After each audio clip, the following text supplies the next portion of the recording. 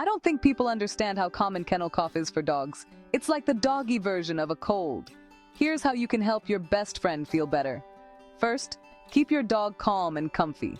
Too much excitement can make coughing worse. Bring their water bowl closer. A little honey mixed in can soothe their throat, but only if your vet says it's okay. Use a humidifier or just run a hot shower and let your pup chill in the steamy bathroom. It helps ease their cough, just like it does for us. Try not to use collars. Switch to a harness for walks so there's less pressure on their throat. And remember, no sharing toys or bowls with other dogs for now. Most pups bounce back in a week or two, but if your dog seems really tired or stops eating, call your vet. You've got this, dog parent.